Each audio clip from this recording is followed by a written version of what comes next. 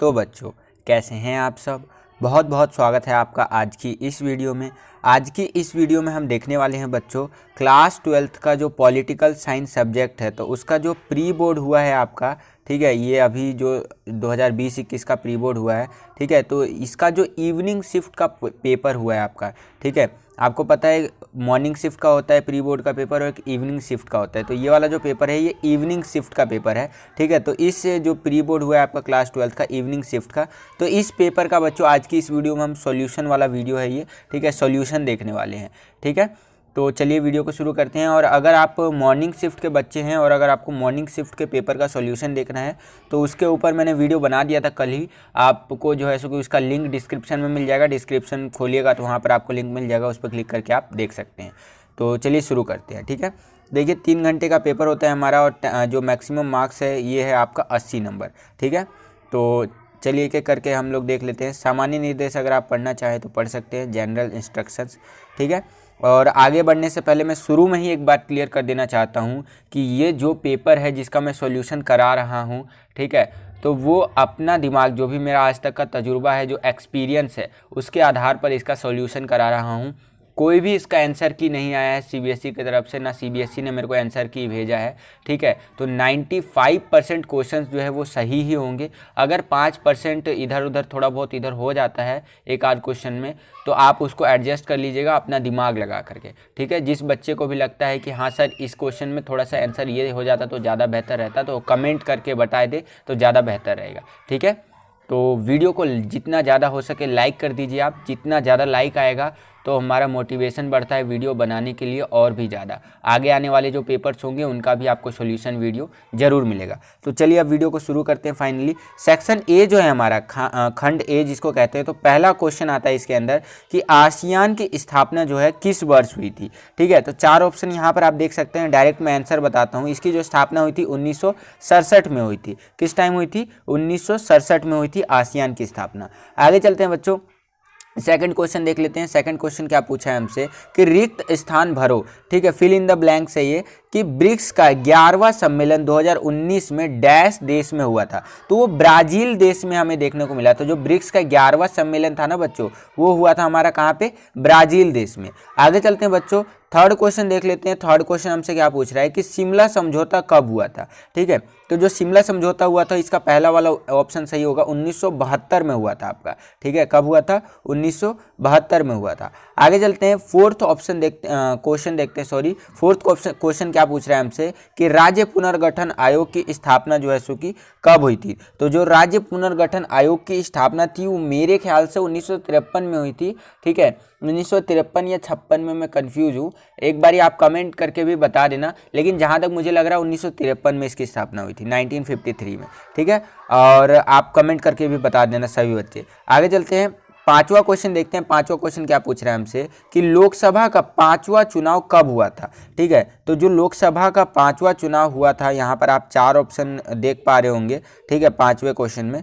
तो इसका जो सही उत्तर है वो 1971 में हमें लोकसभा का 5वां चुनाव देखने को मिला था, ठीक है। तो इसका फर्स्ट वाला ऑप्शन सही होगा। आगे चलते हैं बच्चों, छठा प्रश्न देख लेते हैं। छठा प्रश्न क्या पूछ रहा है कि दिए गए कथनों को मतलब सही करके दोबारा लिखना है हमें। तो क्या है कि भारत में वैश्वीकरण की शुरुआत 1977 में हुई थी। इस बच्चे ने भी जो है सो कि गलत लिख रखा है 1993 में। भारत में वैश्वीकरण की शुरुआत 1991 में हुई थी। कब हुई थी? 1991 में हुई थी। आगे चलते हैं बच्चों, अगला प्रश्न देखिए। 7वां प्रश्न क्या पूछ रहा है हमसे कि नीति आयोग का गठन कब हुआ। जो नीति आयोग का गठन था वो 1 जनवरी 2015 को हुआ। पहले ये योजना आयोग था, इसी को बदल करके नीति आयोग कर दिया गया, आप सभी को पता होगा। तो फर्स्ट वाला ऑप्शन इसका सही होगा। तो जो 8वां क्वेश्चन है बच्चों, 8वां क्वेश्चन क्या पूछे हैं हमसे कि नाटो शब्द का जो है सो कि विस्तृत रूप बताना है ये, ठीक है। इसका विस्तार वाला रूप जो है, यानी फुल फॉर्म जिसको आप कह सकते हैं, वो बताना है हमें। तो 8वें क्वेश्चन का जो सही उत्तर होगा बच्चों, ये बी वाला ऑप्शन सही होगा। उत्तरी अटलांटिक संधि संगठन कह लीजिए, इंग्लिश में इसको बोल देते हैं हम लोग नॉर्थ अटलांटिक ट्रीटी ऑर्गेनाइजेशन। तो ये बी जो है ऑप्शन सही होगा। आगे चलते हैं, अगला 9वां है हमारा कि संयुक्त मोर्चे की स्थापना किस वर्ष में हुई थी, ठीक है। संयुक्त मोर्चे की स्थापना किस वर्ष हुई थी। तो यहाँ पर भी जो है सो कि आप इस बच्चे ने 1918 लाइन लगा रखा है, लेकिन जहाँ तक मैं सही हूँ मुझे 1996 लग रहा है। इसका भी उत्तर आपको कमेंट सेक्शन के नीचे बताना है, ठीक है। तो 1996 होगा जहाँ तक मुझे याद आ रहा है, ठीक है ना। आगे चलते हैं, अगला प्रश्न देख लेते हैं। 10वां प्रश्न क्या पूछ रहा है हमसे कि निम्नलिखित कथन को सही करके पुनः लिखिए, ठीक है। तो इसमें जो है कि सीधा सीधा है, आज़ादी के समय भारत में रजवाड़ों की संख्या कितनी थी, तो वो थी आपकी 565 रजवाड़े थे। कितने थे? 565। आगे चलते हैं, अगला है 11वां प्रश्न कि संयुक्त राष्ट्र संघ के 193 सदस्य देश जो बना था उसका नाम लिखना है। तो सूडान था। 193 जो कंट्री जो यूएनओ का सदस्य बना था वो सूडान था, ठीक है।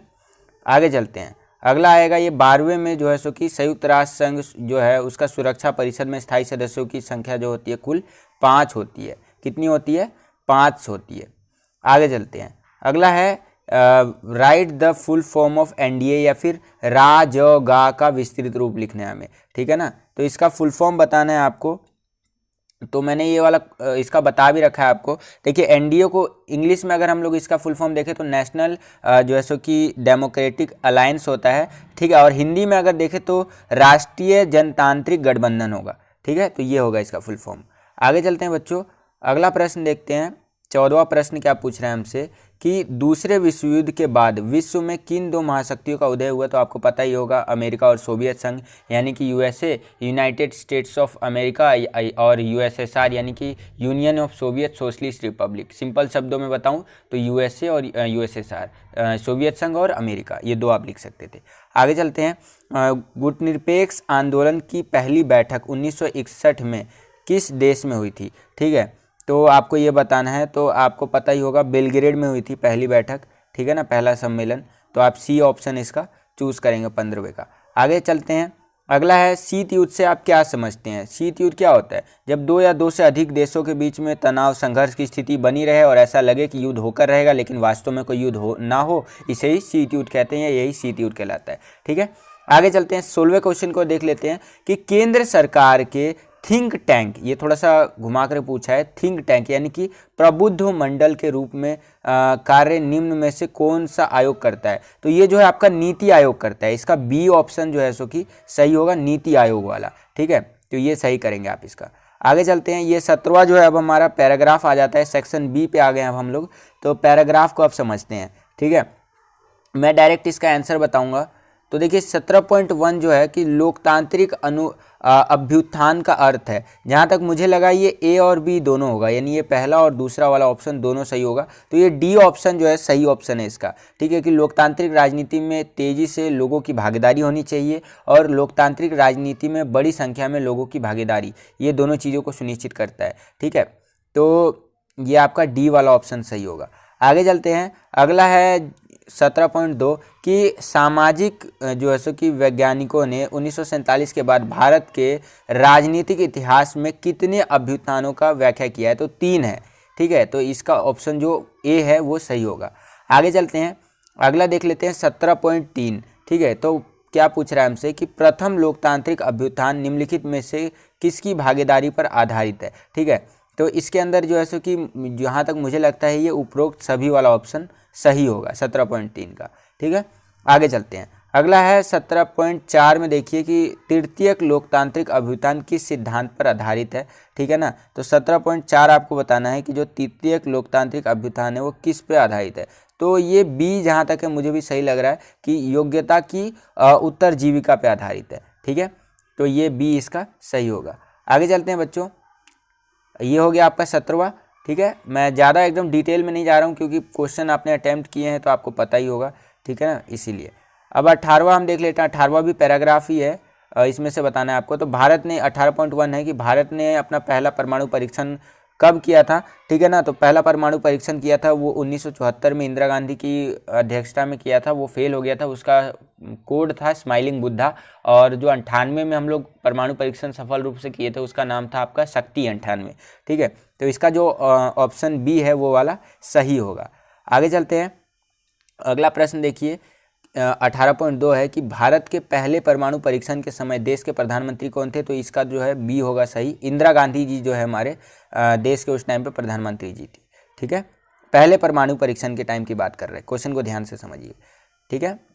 आगे चलते हैं, 18.3 देख लेते हैं। 18.3 क्या पूछ रहा है हमसे कि इस काल को जो है सो कि भारत की घरेलू राजनीति का सबसे कठिन काल क्यों माना जाता है। तो इसका जो सही उत्तर होगा उपरोक्त सभी। ये सारे कारण थे, उस टाइम पे बहुत दिक्कत चल रहा था हमारे देश में, तेल के दाम भी बढ़े हुए थे, ठीक है ना, और दूसरा देशव्यापी आंदोलन हो रहे थे जगह जगह पे, आर्थिक मंदी आ रखी थी। तो ये उपरोक्त सही वाला ऑप्शन आप चूज़ कर देंगे।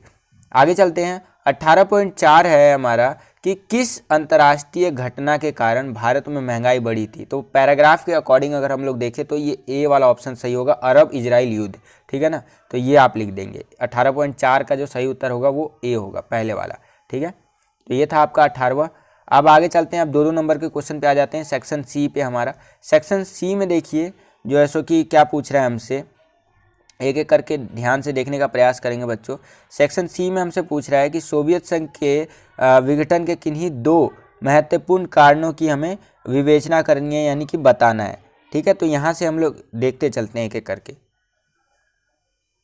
तो हमसे बच्चों 2 पूछा था, यहाँ पर आप 6 कारण देख सकते हैं। एक तो नौकरशाही का शिकंजा लिख सकते हैं, दूसरा प्रौद्योगिकी के मामले में पिछड़ापन लिख सकते हैं, तीसरा विचारों की अभिव्यक्ति की आज़ादी नहीं थी वहाँ पर लोगों को, ठीक है। और चौथा आप लिख सकते हैं संसाधनों का दुरुपयोग होता था। 5वां लिख सकते हैं कम्युनिस्ट पार्टी का बुरा शासन था। छठा अंदरूनी संस्थाओं में सुधारों की ज़रूरत थी। तो ये 5-6 पॉइंट जो है सो कि आप लिख सकते हैं, ठीक है। इसका अगर आप स्क्रीनशॉट लेना चाहें तो स्क्रीनशॉट भी ले सकते हैं। आगे चलते हैं अब। अगला देखिए 20वां क्वेश्चन हमसे क्या पूछ रहा है बच्चों। तो 20वां क्वेश्चन पूछ रहा है कि 1975 में आपातकाल की घोषणा किए जाने के 2 कारणों का उल्लेख कीजिए। 1975 में आपातकाल क्यों लगाया गया था, तो उसके 2 कारण बताने हैं, ठीक है। तो देखिए 2 कारण मैंने आपके लिए लिख रखा है बच्चों। तो देखिए यहाँ पर लिख रखा है मैंने कि आपातकाल लगाए जाने के पीछे 2 मुख्य कारण जो कि निम्नलिखित है। मैंने बांट दिया है। पहला मैंने ले लिया आपका आर्थिक कारण, जिसके अंदर मैंने बता दिया है कि वैश्विक स्तर पर तेल की कीमतों में उछाल आया था, ठीक है। तो ये एक आप लिख सकते थे। दूसरा आप लिख सकते थे कि राजनीतिक कारण आप लिख सकते थे, जिसके अंदर देश में हो रहे आंदोलन, जैसे बिहार आंदोलन हो रहा था, गुजरात आंदोलन हो रहा था, छात्र आंदोलन देखने को मिल रहा था, ठीक है। तो ये कारण थे जिस कारण से जो है सो कि आपातकाल लगाया जाना चाहिए था। आपातकाल लगाए जाने के ये 2 मुख्य कारण आप लिख सकते हैं। इसके अलावा भी कई कारण बनते हैं, ठीक है ना, तो आप लिख सकते हैं। आगे चलते हैं बच्चों। अगला प्रश्न है बच्चों, आप देख सकते हैं 21वां प्रश्न है कि भारत के चुनाव आयोग का गठन कब हुआ और प्रथम चुनाव आयुक्त कौन थे, ठीक है। 2 नंबर के क्वेश्चन में पूछ रहा है। तो जो भारत का चुनाव आयोग का गठन हुआ था वो 25 जनवरी 1950 को हुआ था, और जो प्रथम चुनाव आयुक्त थे हमारे वो थे शिव कुमार सेन, ठीक है। तो ये आप लिख सकते हैं। अगला क्वेश्चन देखिए बच्चों, 22वां क्वेश्चन क्या पूछ रहा है हमसे 2 नंबर का कि मार्शल योजना क्या थी, ये आपको बताना है, ठीक है। तो देखिए, तो यहाँ पर आप देख सकते हैं बच्चों, मार्शल योजना के बारे में पूरा का पूरा एक्सप्लेन किया हुआ है। देखिए पहला है, ये कलर बदल देता हूँ मैं, ओके। तो देखिए ये ओके, पहला पॉइंट देखिए कि दूसरे विश्व युद्ध से यूरोप को काफ़ी नुकसान हुआ, ठीक है ना। जो दूसरा विश्व युद्ध था उससे यूरोप को जो है सो कि काफ़ी नुकसान हुआ।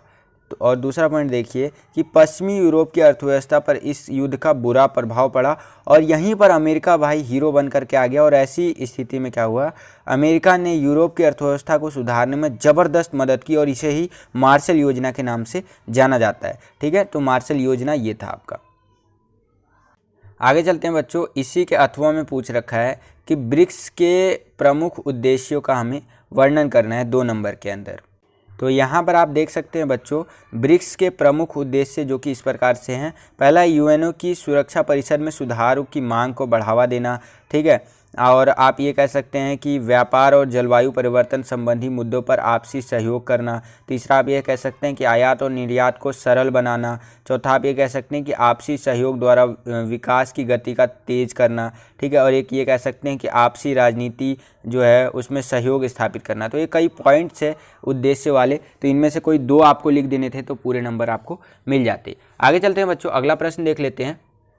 अब हम आ गए हैं बच्चों सेक्शन डी की तरफ, जो हमारा खंड डी है, यह सेक्शन डी कह लीजिए। इसमें अब 4-4 नंबर वाले क्वेश्चन देखेंगे। पहला इसमें क्वेश्चन पूछा है 23वां क्वेश्चन कि महाशक्तियाँ जो है द्वारा छोटे देशों के साथ गठबंधन के किन्हीं 4 उद्देश्यों की व्याख्या कीजिए। मतलब महाशक्तियाँ छोटे देशों के साथ गठबंधन क्यों बनाती थी, तो उसके 4 उद्देश्य बताने हैं आप। तो ये तो आपका डायरेक्ट बुक में दे रखा है, तो वहीं से लिया है मैंने, ठीक है। देखिए महाशक्तियाँ छोटे देशों के साथ गठबंधन क्यों बनाती थी। पहला कारण था, आप यहाँ पर देख सकते हैं, महत्वपूर्ण भू संसाधनों के लिए, ठीक है। दूसरा है सैनिक ठिकाने के लिए, तीसरा है आपका भू क्षेत्र के लिए, और चौथा है आर्थिक मदद के लिए, ठीक है। तो ये 4 सब हेडिंग है, इसी को आपको एक्सप्लेन करके लिख देना था, तो आपको पूरे नंबर मिल जाते। आई होप कि वो क्वेश्चन आपको समझ में आ गया होगा बच्चों। आगे चलते हैं, अगला प्रश्न देख लेते हैं। 24वां प्रश्न क्या पूछ रहा है कि हैदराबाद का भारतीय संघ में हैदराबाद का भारतीय संघ में विलय काफ़ी कह सकते हो कठिन था, ठीक है ना। तो रियासतों मतलब अन्य रियासतों की तुलना में बहुत कठिन साबित हुआ, तो उसको उचित तर्क दे करके हमें समझाना है। तो इसके पीछे जो हैदराबाद का स्टोरी है वो आपको समझना होगा कि हैदराबाद में निज़ाम का शासन था, ठीक है। और वो बहुत पैसे वाला जो है सो कि आपका कह सकते हैं रियासत था, ठीक है, जिसको कि भारतीय संघ में शामिल करना इतना आसान नहीं था। लेकिन हमारे जो सरदार वल्लभ भाई पटेल जी थे, उन्होंने साम दाम दंड भेद लगा करके उसको भारतीय संघ में शामिल कर लिया। तो उसके पीछे इसकी जो स्टोरी है वो स्टोरी समझ लीजिए थोड़ा। यहाँ पर आप देख सकते हैं बच्चों, हैदराबाद का जो है सो कि भारतीय संघ में विलय कैसे हुआ उसके ऊपर पूरा दे रखा है। तो देखिए पहला है कि हैदराबाद जो है सो कि इसको मैं हाईलाइट करता हूँ, ओके। हैदराबाद के राजा को निज़ाम कहा जाता था, जो दुनिया के सबसे अमीर लोगों में शुमार थे उस टाइम पे, ठीक है ना। और वो किसानों और महिलाओं का शोषण करता था जो निज़ाम था, और निज़ाम के खिलाफ लोगों ने आंदोलन किया, और निज़ाम ने उस आंदोलन को जो है सो कि कुचलने के लिए अपने गुंडे जो है सो कि कह सकते हो रजाकार, जिनको वो कहते थे, उनको भेजा, ठीक है। रजाकार बहुत ही सांप्रदायिक थे और मुसलमानों को अपना निशाना बनाने लगे, ठीक है ना। और रजाकारों ने लूटपाट कह लो, लूट मचाई, हत्या की, बलात्कार किया, इस पर उतारू हो गए। फिर भारत ने अपनी सेना भेजी और उन्हें हरा दिया, और भारतीय संघ में जो है सो कि हैदराबाद का विलय कर लिया। ये शॉर्ट में बता दिया है, इसको थोड़ा एक्सप्लेन करके आपको बता देना था, तो आपको 4 नंबर पूरे मिल जाते। आई होप कि ये क्वेश्चन भी आपको समझ में आ गया होगा बच्चों। अगला प्रश्न देखिए बच्चों, 25वां प्रश्न क्या पूछ रहा है हमसे, ठीक है। यहाँ पर आप देख सकते हैं कि जो कांग्रेस पार्टी थी उसकी स्थापना कब हुई थी, और प्रथम 3 आम चुनाव में कांग्रेस पार्टी के जो प्रभुत्व रहा था उनके 3 कारणों की विवेचना करनी है 4 नंबर में हमें। तो देखिए बच्चों, मैंने आपके लिए लिख रखा है कि कांग्रेस पार्टी जो था उसकी स्थापना हुई थी सन 1985 में हुई थी, ठीक है ना। और साथ ही साथ जो कांग्रेस पार्टी था उसके प्रथम 3 आम चुनावों में प्रभुत्व जो रहा था, दबदबा रहा था, तो उसके जो कारण थे वो निम्नलिखित है, इस प्रकार से है। तो एक एक करके समझने का प्रयास करते हैं। पहला कारण था कि उसमें कांग्रेस पार्टी के अंदर चमत्कारी नेता थे, जैसे कि आपका पंडित जवाहरलाल नेहरू, सरदार वल्लभ भाई पटेल वगैरह हो गए, तो ये जो थे, तो एक कारण आप ये लिख सकते हैं। इसको थोड़ा एक्सप्लेन करके लिखना है इस पॉइंट को। आगे चलते हैं, अगला है स्वतंत्रता संग्राम की विरासत प्राप्त होना। स्वतंत्रता, भारत को स्वतंत्रता दिलाने में कांग्रेस पार्टी का एक अहम रोल था, ठीक है। तो एक ये कारण भी था जिस कारण से जो है कांग्रेस पार्टी का प्रथम 3 आम चुनाव में बहुत ज़्यादा जो है सो कि प्रभुत्व रहा था, ठीक है। और आगे देखिए, तीसरा पॉइंट आप ये लिख सकते हैं कि विपक्ष जो है सो कि, एक मिनट, अब देखिए, विपक्ष का भी कांग्रेस के अंदर सम्मिलित होना और किसी भी विपक्ष का ना होना कह सकते हैं। उस टाइम पे जो विपक्ष था ना, वो भी कांग्रेस का दबदबा मानता था, कांग्रेस की जो है सो कि कह सकते हो आपका मिसाल मानता था कि जो कांग्रेस बोल रहा है सही है, अगर हम हारे हैं तो हारे हैं, ठीक है। तो ये एक कारण था, और पूरे देश भर में कांग्रेस का नाम था, बच्चा बच्चा कांग्रेस को सपोर्ट करता था, ठीक है। और भी कई पॉइंट्स आप लिख सकते हैं, मैंने यहाँ पर 3 पॉइंट मुख्यतः आपको बता दिए मोटा मोटा, बाकी और भी आप लिख सकते हैं। तो आई होप कि ये क्वेश्चन भी आपको समझ में आ गया होगा। आगे चलते हैं बच्चों, अगला प्रश्न देखिए, इसी 25वें प्रश्न के अथवा में दे रखा है कि प्रथम, ठीक है, आम चुनाव को इतिहास का सबसे बड़ा जुआ क्यों कहा जाता है, इसको स्पष्ट करना है आपको 4 नंबर में। तो समझिए बच्चों कि पहला जो आम चुनाव था उसको भारत के लिए एक जुआ क्यों कहा जाता है, इतिहास का जुआ, भारतीय चुनाव जो पहला हुआ था, ठीक है। तो देखिए, प्रथम आम चुनाव को इतिहास का सबसे बड़ा जुआ कहे जाने के पीछे कारण जो कि निम्नलिखित है, ठीक है। तो समझते हैं थोड़ा सा भूमिका पहले। उस समय देश गरीबी की मार झेल रहा था, और आज़ादी के बाद जवाहरलाल नेहरू जी को यह कहा गया अमेरिका के एक पत्रिका के द्वारा कि भारत जैसे गरीब देश में लोकतंत्र जो है कायम नहीं किया जा सकता, ठीक है ना। लोकतंत्र जो है केवल अमीर और साक्षर देशों में ही कायम किया जा सकता है, ये कहा गया था, ये भूमिका थी। और क्या उस टाइम पे प्रॉब्लम आई थी, एक तो हो गया था उस टाइम पे क्या हुआ कि मतदाता सूची बनाने में बहुत सारी समस्याएं आई थी। 40 लाख महिलाओं का नाम जो है गलत दर्ज हो गया था, फलाना की बेटी फलाना, फलाना की बेटी लिखना, ठीक है ना। देश की आबादी विशाल एवं साक्षर नहीं थी, ठीक है ना, विशाल थी एक तो, और ऊपर से साक्षर भी नहीं थी। और अगला है कि मतदाता 17 करोड़ थे, लेकिन इनमें से साक्षर केवल 15% थे, ठीक है। तो ये सारी समस्याएं आई थी, लेकिन फिर भी इसके बाद जो है सो कि अब हमारा पहला आम चुनाव हुआ, और उसके बाद क्या हुआ कि नेहरू जी जो सर नीचे कर रखे थे वो सर ऊपर कर लिया उन्होंने, और गर्व से बोला कि भारत जैसे देश में भी लोकतंत्र को कायम किया जा सकता है, और उसकी मिसाल दिया है भारत ने, दुनिया का सबसे बड़ा लोकतंत्र हमारे देश में, ठीक है। तो ये कारण थे जिस कारण से जो है सो कि प्रथम आम चुनाव था उसको इतिहास का सबसे बड़ा जुआ कहा जाता है, ठीक है। आई होप कि ये क्वेश्चन भी आपको समझ में आ गया होगा। अगला क्वेश्चन देखिए बच्चों, अगला क्वेश्चन है, यहाँ पर आप देख सकते हैं कि विश्व मानचित्र में एक बिंदु के समान प्रतिबिंब इजराइल 21वीं शताब्दी के विश्व में एक शक्तिशाली राष्ट्र के रूप में उदित हुआ है, उचित तर्कों द्वारा उत्तर की पुष्टि कीजिए। इजराइल के बारे में पूरा बता देना है कि वो एक कैसे एक महाशक्ति है, मैं आपको दिखा भी देता हूँ। यहाँ पर आप देख भी पा रहे होंगे बच्चों कि इजराइल जो है क्षेत्रफल की दृष्टि से एक छोटा सा देश है। इसका कुल क्षेत्रफल जो है इतना है, ठीक है, यानी कि लगभग 42,145 वर्ग किलोमीटर का है, ठीक है। यह दक्षिणी पश्चिमी एशिया में स्थित है। इसकी जनसंख्या लगभग 85 लाख है, ठीक है ना। और ये 21वीं शताब्दी में मतलब इतना आगे है, तो इसकी कारण है एक इसकी सैन्य व्यवस्था, ठीक है ना। इसकी सेना इतनी मजबूत है ना कि इनकी इजराइल की 85 लाख की तो पॉपुलेशन है, और 35 लाख लोग सैनिक में हैं, और ऊपर से भी इनके हर नागरिक को, अगर वो महिला है तो 2 साल, अगर वो मेल है यानी पुरुष है तो 3 साल की ट्रेनिंग, मिलिट्री की ट्रेनिंग लेना रिक्वायर्ड होता है, ठीक है ना।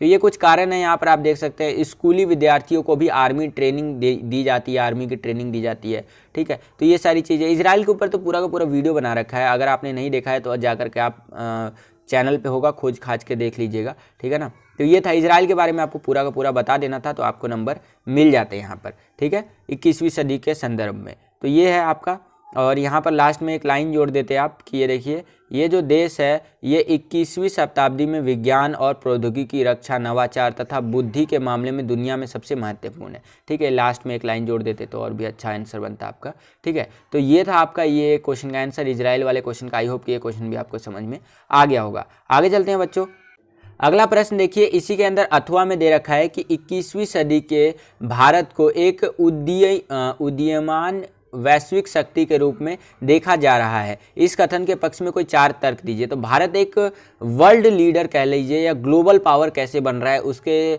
पक्ष में, उसके फेवर में 4 स्टेटमेंट देना है हम लोगों को, ठीक है। तो एक एक करके देख लेते हैं बच्चों। देखिए बच्चों, भारत जो है, आपको पता ही होगा भारत के बारे में कि भारत दक्षिण एशिया में स्थित एक विशाल आबादी वाला देश है। और अगर हम लोग 21वीं शताब्दी की बात करें तो यहाँ पर देख सकते हैं कि 21वीं शताब्दी में भारत को एक उभरती वैश्विक शक्ति के रूप में देखा जा रहा है, ठीक है ना। क्योंकि यहाँ पर आप देख सकते हैं पूरा विश्व भारत की शक्ति और उसके उदय को अनुभव कर रहा है, ठीक है। साथ ही साथ अगर देखा जाए तो भारत की जनसंख्या लगभग 135 करोड़ है, और जनसंख्या के आधार पर भारत विश्व की दूसरी सबसे बड़ी जनसंख्या वाला देश है। भारत 5 ट्रिलियन अमेरिकन डॉलर की अर्थव्यवस्था का लक्ष्य लेकर चल रहा है, ठीक है ना। तो ये कुछ आप कह सकते हैं। आगे अगर हम लोग और थोड़ा सा बात करें तो सामरिक दृष्टि से देखा जाए तो भारत की सेना एक विशाल सेना है, ठीक है ना। उसके साथ साथ भारत जो है उसके पास परमाणु हथियार भी है, ठीक है ना। तो ये भी आप कह सकते हैं। साथ ही साथ आप ये कह सकते हैं कि विज्ञान और प्रौद्योगिकी यानी कि टेक्नोलॉजी, साइंस एंड टेक्नोलॉजी के क्षेत्र में देखा जाए तो भारत उभर कर सामने आया है बहुत हद तक, ठीक है ना। और कोरोना काल में भी देखा जाए तो भारत पूरी दुनिया को वैक्सीन दे रहा है। तो इससे आप ये भी कह सकते हैं कि भारत जो है आपका हेल्थ के सेक्टर में भी काफ़ी आगे है, ठीक है ना। मेक इन इंडिया जो है सो कि योजना के तहत कह सकते हैं घरेलू स्तर पर उत्पादन को बढ़ावा देने का प्रयास किया जा रहा है। इससे भारत आत्मनिर्भर बनेगा, ठीक है। तो ये कई कारण थे, अगर इस तरह से आप लिख देते भारत के बारे में तो आपको पूरे नंबर मिल जाते, ठीक है। आगे चलते हैं बच्चों, अगला है हमारा वो ये है 27वां क्वेश्चन। इस क्वेश्चन को समझिए, आपका राजगा यानी कि एनडीए, नेशनल डेमोक्रेटिक अलायंस, ये होगा, ठीक है। तो राजगा जो है अभी मैंने बताया था आपको, सरकार की सामाजिक कल्याणकारी योजनाओं में से किन्हीं दो का वर्णन कीजिए। इनमें से किसी दो का आपको वर्णन करना है, मतलब इसकी सामाजिक कल्याणकारी योजनाएं। तो जहाँ तक मुझे लगता है जैसे आपका उज्ज्वला योजना हो गया आपका, ठीक है, जनधन योजना हो गया आपका, आवास या योजना हो गया, ये सब होगा इसका, जहाँ तक मुझे लग रहा है, ठीक है ना। तो आपको इसका उत्तर पूरा आपको कमेंट सेक्शन में कमेंट करके भी बताना है, ठीक है। तो ये था यहाँ तक आपका बच्चों। आगे चलते हैं अब डायरेक्ट हम लोग 29वां क्वेश्चन देख लेते हैं। ये कार्टून वाला क्वेश्चन है हमारा। तो इसके अंदर चाइना के बारे में बात कर रखी सीधी सीधी। तो देख सकते हैं ये वाला जो फर्स्ट है यहाँ पर कार्टून के अंदर, ये फर्स्ट क्वेश्चन पूछा है कि यह साइकिल जो है आपका, मतलब कार्टून में साइकिल किस देश को प्रतीत कर रहा है या किसको दिखा रहा है। तो चाइना को दिखा रहा है, चीन कह सकते हैं, ठीक है ना। दोनों पहिए के माध्यम से चीन की किए नीतियों, मतलब किस नीति को दर्शाया गया है, इस तरह से आप कह सकते हैं। थोड़ा सा मिस्टाइप है इसमें। तो आप कह सकते हो चीन पहले माओवादी था, यानी कि समाजवाद पर ज़्यादा ध्यान देता था। फिर उसने अर्थव्यवस्था खोला अपना, और जो है सो कि वो क्या हो गया आपका, पूंजीवाद की ओर बढ़ने लग गया। तो ये चीज़ दर्शा रहा है चीन की ये जो दो साइकिल, मतलब साइकिल के जो दो टायर है आपका, ठीक है। आगे चलते हैं। थर्ड क्वेश्चन पूछा है इसने कि चीन में आर्थिक सुधार हेतु उठाए गए किन्हीं दो बिंदुओं को लिखिए। आर्थिक रूप से जो है सुधार के लिए उठाए गए दो बिंदु बताने हैं आपको। तो यहाँ पर देखिए मैंने एक आंसर की बनाया है उसके अकॉर्डिंग। तो पहले का उत्तर होगा आपका चीन, पहले वाले क्वेश्चन का। दूसरा क्वेश्चन जो है उसका उत्तर होगा माओवाद से पूंजीवाद की ओर अग्रसर चीन की दशा को व्यक्त करता है यह कार्टून। इस तरह से लिखेंगे तो और अच्छा लगेगा, भाषा शैली अच्छी होगी इसकी। आगे चलते हैं, अगला देख लीजिए बच्चों, जो है सो कि क्या है कि चीन ने अपने अर्थव्यवस्था का उत्थान किस प्रकार से किया उसके बारे में बताना है। तो वही है, चीन जितना आज विकसित हुआ है यह सब नई आर्थिक नीतियों के कारण ही हुआ है। 1978 में मुक्त व्यापार नीति को अपनाने के बाद चीन जो है बहुत तरक्की किया उसने। ओपन क्लोज नीति के तहत जो है सो कि डेंग शियांगपियोंग ने अपनाई थी उन्होंने, ठीक है, मुक्त व्यापार जिसको आप कह सकते हैं, यहाँ पर क्लोज नहीं डोर है, ओपन डोर, सॉरी, ठीक है। चीन के आर्थिक विकास की रफ्तार को देखते हुए अंदाज़ा लगाया जा सकता है कि 2040 तक अमेरिका से भी आगे निकल जाएगा ये। इसी के कारण चीन का प्रभाव बढ़ रहा है, ठीक है। तो ये कुछ कारण है इसी कार्टून के अंदर जो है सो कि इस क्वेश्चन के अंदर आपको इस तरह से लिख देना था। इसका अगर आप स्क्रीनशॉट लेना चाहते हैं तो वो भी ले सकते हैं। आगे चलते हैं बच्चों, अगला है हमारा, ठीक है, ये 30वें क्वेश्चन का अथवा देखिए कि सोवियत संघ के विघटन के किन्हीं 3 परिणामों का वर्णन कीजिए। तो जो सोवियत संघ का विघटन हुआ था उसके 3 परिणाम बताने हैं आपको। तो यहाँ पर आप देख सकते हैं बच्चों, सोवियत संघ के विघटन के परिणाम जो कि निम्नलिखित है, ठीक है। तो यहाँ पर मैंने 5 परिणाम लिख रखे हैं, एक एक करके देख लीजिए। पहला है शीत युद्ध की समाप्ति देखने को मिली। दूसरा है हथियारों की होड़ की समाप्ति देखने को मिली। तीसरा है अमेरिका का एकमात्र महाशक्ति बनना। चौथा है आपका सोवियत संघ का उत्तराधिकारी जो है रूस बन गया, ठीक है। और पांचवा है आपका 15 नए गणराज्यों का उदय होना। तो ये 4-5 मैंने आपको बता दिए, इसमें से 3 को आपको पूरा एक्सप्लेन कर देना था तो आपको पूरे नंबर मिल जाते। तो आई होप कि ये क्वेश्चन भी आपको समझ में आ गया होगा। मैं सब हेडिंग ज़्यादा बता रहा हूँ, एक्सप्लेन नहीं कर रहा हूँ, क्योंकि आप इतने समझदार होंगे ही कि सब हेडिंग के बाद आप एक्सप्लेन खुद ही कर सकें। आगे चलते हैं अब 31वां प्रश्न देखिए बच्चों, क्या पूछ रहा है कि संयुक्त राष्ट्र संघ जो है उसके सुरक्षा परिषद में भारत की स्थायी सदस्यता के पक्ष में किन्हीं 3 तर्कों की व्याख्या करनी है आपको, ठीक है। तो ये क्वेश्चन मैंने बता रखा है कई बारी, अभी भी बता देता हूँ, ये देखिए। तो थोड़ा एक्सप्लेनेशन के साथ बता रखा है मैंने। यहाँ पर आप देख सकते हैं कि भारत जो कि एक विशाल देश है, ठीक है, संयुक्त राष्ट्र संघ के सुरक्षा परिषद की स्थायी सदस्यता के लिए हम निम्नलिखित प्रकार से भारत का पक्ष लेंगे, जो कि इस प्रकार से है। ये भूमिका है छोटी सी, अब एक एक करके देखते हैं। पहला है आपका जनसंख्या। भारत जनसंख्या के आधार पर विश्व में दूसरा देश है जहां सबसे ज़्यादा जनसंख्या रहती है। विश्व की कुल जनसंख्या का 1/5 भाग निवास करता है भारत के अंदर, ठीक है। तो 1 पॉइंट ये लिख सकते हैं। अगला है हमारा लोकतंत्र। भारत दुनिया का सबसे बड़ा लोकतांत्रिक देश है। भारत ने संयुक्त राष्ट्र संघ जो है सो कि उसकी तकरीबन सभी पहलकदमियों में हिस्सा लिया है। तो एक दूसरा पॉइंट आप लिख सकते हैं, ठीक है, कि भारत को संयुक्त राष्ट्र संघ की सुरक्षा परिषद का स्थायी सदस्यता बनना चाहिए, स्थायी सदस्य। तीसरा पॉइंट आप लिख सकते हैं कि भारत लंबे समय से संयुक्त राष्ट्र संघ के द्वारा शांति स्थापित करने के लिए हमेशा कोशिश की है उसने, और अपनी अहम भूमिका निभाई है। तो एक ये पॉइंट आप लिख सकते हैं। अगला है चौथा पॉइंट आप ये लिख सकते हैं कि सुरक्षा परिषद में भारत के सदस्यता की दावेदारी इसलिए भी उचित है क्योंकि वह तेज़ी से अंतर्राष्ट्रीय स्तर पर अपना आर्थिक ताकत बनकर के उभर रहा है। इकोनॉमिकली देखा जाए तो तेज़ी से भारत अग्रसर है, बढ़ रहा है आगे की ओर। ठीक है, $5 ट्रिलियन का जो हमारा सपना है वो ज़रूर पूरा होगा इकोनॉमी का। अगला है 5वां पॉइंट कि संयुक्त राष्ट्र जो संघ है उसके बजट में भारत ने नियमित रूप से अपना योगदान दिया है, अपने भुगतान से कभी नहीं चूका है। मतलब संयुक्त राष्ट्र संघ के अंदर नियमित रूप से जितना भी दान दे पाता है, मतलब योगदान दे पाता है, वो ज़रूर देता है भारत। एक पॉइंट आप ये भी लिख सकते हैं कि भारत की बढ़ती हुई ताकत और उसके लाभ और उसके विदेश नीति, यह सब बातें भारत को एक शक्तिशाली देश बनाता है तथा इस आधार पर संयुक्त राष्ट्र संघ के सुरक्षा परिषद में हम स्थायी सदस्यता के लिए इस प्रकार समर्थन करेंगे। तो ये कुछ 5-6 पॉइंट्स थे जिसको आपको लिख देने थे तो आपको पूरे नंबर मिल जाते। आगे चलते हैं बच्चों। अगला प्रश्न देखिए, अगला प्रश्न है कि यहाँ पर ये हो गया आपका संयुक्त राष्ट्र संघ के, ये ऊपर वाला हो गया। ठीक है, 31वें क्वेश्चन का अथवा है कि संयुक्त राष्ट्र संघ के किन्हीं 3 मुख्य अंगों के नाम और उनका संक्षिप्त विवरण दीजिए। ठीक है ना, 3 मुख्य अंगों के नाम पूछ रखा है आपसे, तो मैं आपको सारे बता देता हूँ। पहला है आपका आम सभा, ठीक है, जिसके अंदर 192 सदस्य शामिल है अभी तक। ठीक है, सभी को एक समान वोट देने का अधिकार है। विशेष में नए के लिए 2/3 और बाकी मुद्दों के लिए सामान्य बहुमत की ज़रूरत है। यह सभी शांति, सुरक्षा और मानव अधिकारों से संबंधित मामलों के बारे में विचार करते हैं। तो ये आम सभा हो गया। दूसरा है सुरक्षा परिषद, इसके अंदर 15 सदस्य होते हैं। ठीक है, और जिसके अंदर 10 अस्थायी होते हैं और 5 स्थायी होते हैं। ठीक है ना, और जो 10 अस्थायी होते हैं उनको 2 वर्षों के लिए चुना जाता है। भारत जो है 2 बार संयुक्त राष्ट्र संघ के सुरक्षा परिषद का अस्थायी सदस्य रह चुका है। ठीक है, तो अंगों की बात करें तो ये दूसरा हो जाएगा आपका।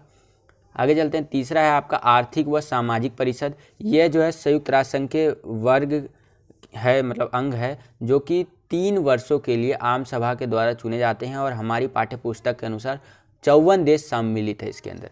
ठीक है, और अगला है अंतर्राष्ट्रीय न्यायालय। इसके अंदर 15 न्यायाधीश होते हैं जिन्हें 9 वर्षों के लिए आम सभा के द्वारा और सुरक्षा परिषद दोनों के पूर्ण बहुमत के द्वारा चुना जाता है। इनका जो मुख्यालय है वो हैंग में है। तो ये चौथा बता दिया। 5वां है सचिवालय आपका, इसका स्क्रीनशॉट लेकर के वीडियो को पॉज करके पढ़ सकते हैं इसके बारे में। और छठा है आपका न्यासिता परिषद। ठीक है, तो ये है आपका न्यासिता परिषद के अंदर संयुक्त राष्ट्र संघ की इस परिषद को यह देखना पड़ता है कि ट्रस्ट में आने वाले सदस्यों का विकास हो रहा है कि नहीं। ठीक है, तो ये आपका पूरे के पूरे 6 अंगों के बारे में मैंने आपको बता दिया। इनमें से कोई 3 आपको बता देने थे और तीनों के नाम और एक्सप्लेन कर देना था तीनों को, तो आपको पूरे नंबर मिल जाते। तो बस ये यहीं तक था। आगे चलते हैं अब। अगला देखिए बच्चों, अगला क्वेश्चन क्या पूछ रहा है हमसे कि ये हो गया आपका, ये भी हो गया। अगला है ये, हम इसका अथवा देखेंगे 32वें का। ठीक है, ये डॉक्टर राम मनोहर लोहिया के लोकतांत्रिक समाजवाद के विचारों पर प्रकाश डालने को बोल रहा है। तो इसका वाला जो है, इसका आंसर का लिंक मैं डिस्क्रिप्शन में दे दूंगा, उस लिंक पर क्लिक करके 32वें क्वेश्चन का आंसर आप पूरा पढ़ सकते हैं। काफ़ी बड़ा था। ठीक है ना, मैं इसका अथवा डायरेक्ट आपको बता देता हूँ कि बिहार आंदोलन के बारे में पूछ रखा है कि बिहार में 1974 के छात्र आंदोलन के कारण जो मतलब घटनाएं हुई या उनके कारण क्या थे, उसके बारे में जयप्रकाश नारायण की भूमिका को स्पष्ट करना है हमें। तो देख लेते हैं बच्चों। देखिए, बिहार का छात्र आंदोलन। ठीक है, तो ध्यान से देखेंगे बच्चों। देखिए, मार्च 1974 में बिहार में छात्रों ने आंदोलन छेड़ दिया। बढ़ती हुई कीमतों, खाद्यान्न संकट, बेरोजगारी, भ्रष्टाचार के खिलाफ छात्र एकजुट हो गए और छात्रों ने समाजवादी नेता जयप्रकाश नारायण को बुलावा भेजा, मतलब कि एक तरह से। और जयप्रकाश नारायण इस समय समाज सेवी बन चुके थे, यानी कि सोशलिस्ट, एक तरह से समाज की सेवा करने वाले, और सक्रिय राजनीति छोड़ चुके थे। जयप्रकाश नारायण ने निमंत्रण स्वीकार किया और आंदोलन में शामिल हो गए। जयप्रकाश नारायण ने यह शर्त रखी कि आंदोलन में हिंसा नहीं होगी। यह आंदोलन केवल बिहार तक ही सीमित नहीं रहना चाहिए और इससे आगे भी बढ़ाया जाना चाहिए। और देखा जाए तो हर स्तर पर इस आंदोलन में जन जन को आकर के जुड़ने का बात कहा गया और इसके अंदर संपूर्ण क्रांति की भी बात कही गई थी। ठीक है, जयप्रकाश नारायण ने रेलवे के कर्मचारियों से राष्ट्रव्यापी हड़ताल में शामिल होने का आह्वान किया और इससे रोज़मर्रा के कामकाज ठप होने का खतरा पैदा हुआ। 1975 में जेपी ने जनता के संसद, ठीक है, मतलब संसद मार्च का कह सकते हैं, नेतृत्व किया और देश की राजधानी में यह अब तक की सबसे बड़ी रैली थी। जयप्रकाश नारायण को विपक्षी पार्टियों का भी साथ मिला। तो ये कुछ थे, मैंने आपको बता दिए पॉइंट्स। इनको आपको, ये मैंने पैरा में बताया, आपको पॉइंट वाइज बता देने थे। तो बस बच्चों, यही था आज का ये वीडियो। आई होप कि आपको ये वीडियो पसंद आया होगा। मैंने जो है सो कि कोशिश किया है, सिर्फ सब हेडिंग बताया है आपको, हर एक क्वेश्चन के आंसर का एक्सप्लेन आप खुद कर सकते हैं, इतना आपके अंदर कैपेसिटी है, 12th में आ गए हैं आप। तो आज के लिए इतने ही बच्चों। आई होप कि आपको ये वीडियो पसंद आया होगा। अगर आपको ये वीडियो पसंद आया तो लाइक कीजिए इस वीडियो को। अगर आप हमारे चैनल पर नए आ गए और हमारे चैनल को सब्सक्राइब नहीं किया है तो चैनल को सब्सक्राइब कर लीजिए और बगल में आपको बेल का आइकन दिख रहा होगा, उसको प्रेस करके ऑल पे क्लिक कर दीजिएगा। इससे आने वाले हमारे चैनल पर नए वीडियोस की नोटिफिकेशन सबसे पहले आपको मिल जाया करेंगी। आज के लिए इतना ही, मिलता हूँ आपसे अगली और एक्साइटिंग वीडियो में। तब तक के लिए खुश रहिए, खुश रखिए सभी को। जय हिंद, वंदे मातरम।